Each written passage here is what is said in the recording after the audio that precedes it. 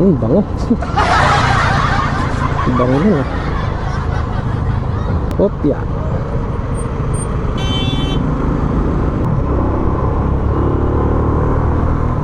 Hindi tayo aabot.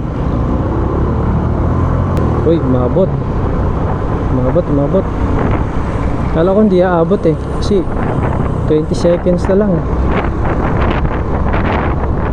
Ayan yung sinasabi kong minibus na mukhang dinesign yata talaga para sa motorcycle lane. Kasi siya eh. Oh? Diba?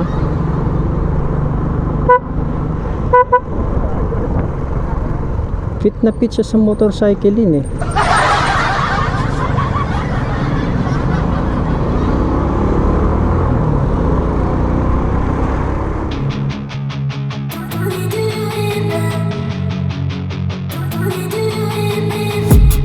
I've been dreaming on in my head like I've seen it. A life worth living is a life with meaning. I'll do what I love till my heart stops beating. I'm feeding this demon. Got a taste, can't erase bitterness. Sa pagmumotor, di mo naman kailangan na magmabilis. Maliban na lang kung nagmamadali ka talaga. Pero kung wala ka naman hinahabol, dapat chill lang. Tapos yan, gamit ka ng side mirror, no? Sa exam lumalabas yan eh, no? So lumalabas yan, tinatanong yan kung ano ang pinaka mabisang applicable sa paggamit ng side mirror, no? Mabilis ang pagtingin, sabay balik sa harapang pagtingin, parang ganun. Parang pinaka dun is saglit ka lang titingin sa side mirror mo, tapos focus ka na ulit sa harapan mo para makita mo yung sinusundan mo at di ka mabangga, syempre. Ganun yan eh. Tapos kung napansin mo naman na alanganin ka sa katabi mong sasakyan, medyo lumaylo ka na, diba? Mararamdaman mo naman yan pagka iba yung takbo ng sasakyan. Tulad nito, nasa kanan ko, pang towing, unahan na natin yan kasi minsan mabarurot yan. Tapos nyan, punta na tayong motorcycle lane para safety first, diba? Tapos pag may mga ganyan nagbabike, bubusinaan mo para alam nila na may paparating yung motor o sasakyan, para aware din sila. Ganun lang yun. Diba? Ayun yung sinasabi ko ulit ng minibus. Saktong-sakto lang siya ha? Ano nangyari dun?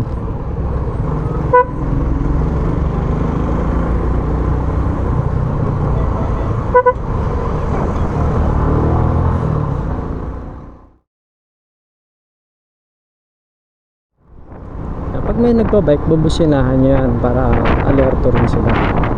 Yung iba kasi medyo alam mo na, hindi nakapuro sa paligid, kaya i-aware lang natin sila. Tapos share the road, yan, yun yung importante, share the road.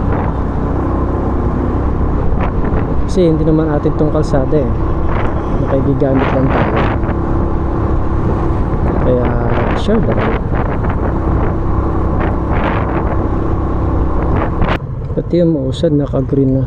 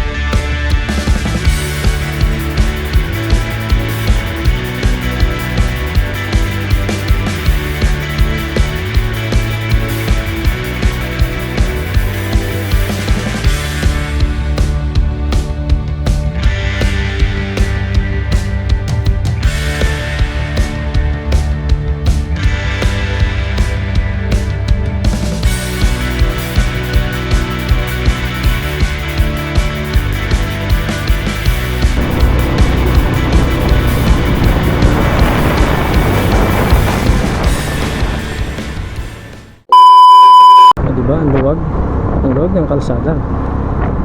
Ito masarap ang biyahe, chill chill.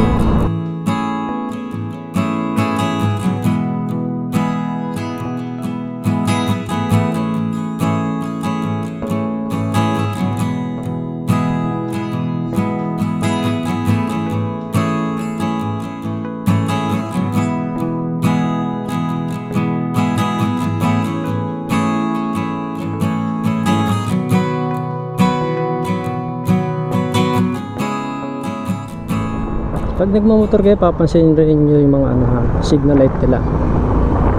Mapapansin nyo na yan pagka na mga hapon, umaga. Pero pag sobrang tanghali, sobrang liwanag, may harapan kayong pansinin yan. Makakatulong yung pagpansin nyo sa mga signal light ng sasakyan para malaman nyo kung saan sila direksyon pupunta. Tulad nito, pakaliwa.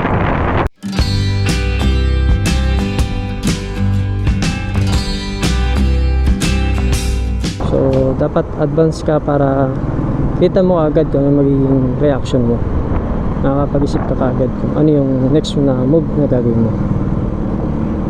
Tapos yan, pag may mga ganyan, yung student driver, pagpasensya mo yan kasi talagang pag binuntutan mo yan ay alam na.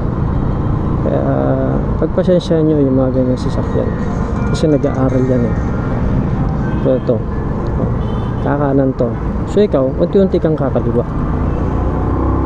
na nakasignal light ka rin ng pakaliwa, tapos balik mo sa center. Ganun lang magmotor. Tapos signal light ka ulit pa kanan kasi kakanan ka.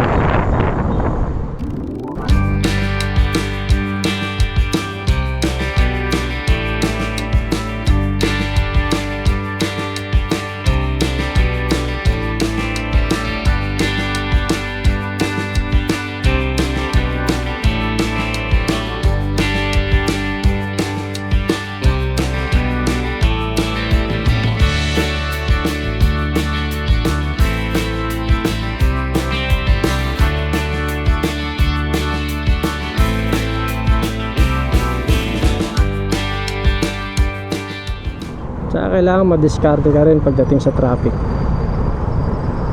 Marunong kang lumusot-lusot. Tulad yan, ayun, traffic speaking.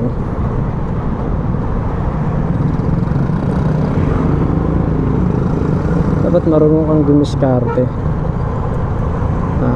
Marunong kang bumalanse. Alam mo yung sa pagbabalanse, mas mahirap magbalanse pag traffic. Sa totoo ko lang. Paano ba explain? Mahirap siya kasi lalo na kung meron kang karga, meron kang angkas, kasi yung bigat na hati. Unlike doon sa mag-isa ka lang, alam mo kung paano mo babalansehin yung bigat ng katawan mo at ng motor mo. Kasi kapag traffic, aagawin niya yung attention mo sa pagpiga ng gasolina, pagpiga ng preno, tapos pagkabig ng manibela. So yun mga yon, magsasabay-sabay yun pagka traffic. Kaya mas masasabi kong mas mahirap magbalanse pag traffic, lalo na yung lulusot-lusot ka. So kung gagawin yun, dapat doble ingat kasi baka makasabit kayo.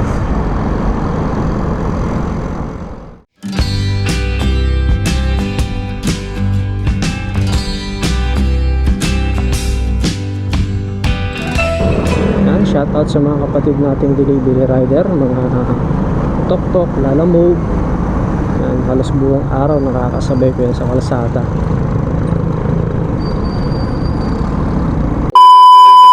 Ang laki ng dala ni Kuya. Pasukat na niya yung lapad ng manibela dun sa box niya.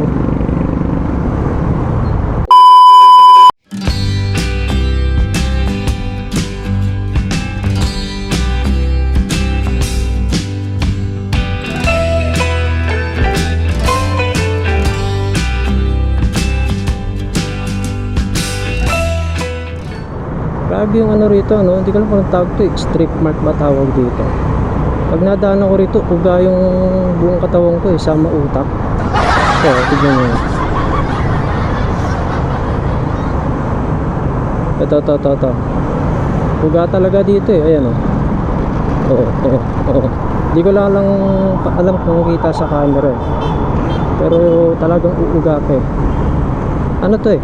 Maganda to kasi para yung mga inaantok sa biyahe magising. Tapos yung mga masyadong matutulin magme-menor. Kasi may pedestrian doon. Once na mayroong ganyan, alam na may tawiran.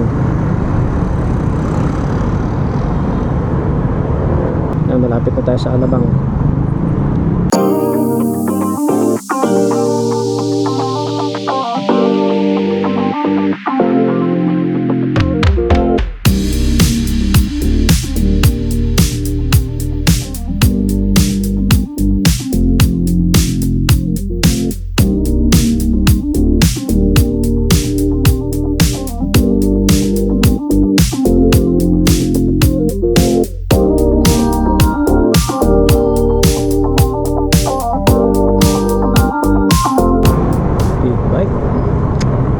Sarap talaga sa ano, ang sarap sa tehinga ng tunog niya.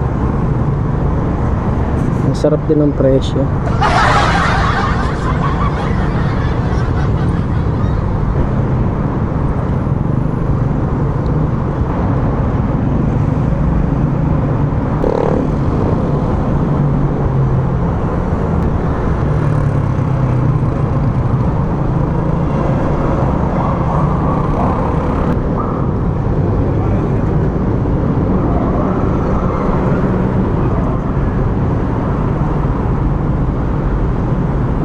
Ding dong. Ako ding dong to eh. Yung ding dong, yung violet na yan. Alam ko si Ding Dong Dantes ang ano yan eh. O ano lang. Sa commercial lang. Alam ko siyang may-ari niyan eh. Ding dong. Tunog doorbell.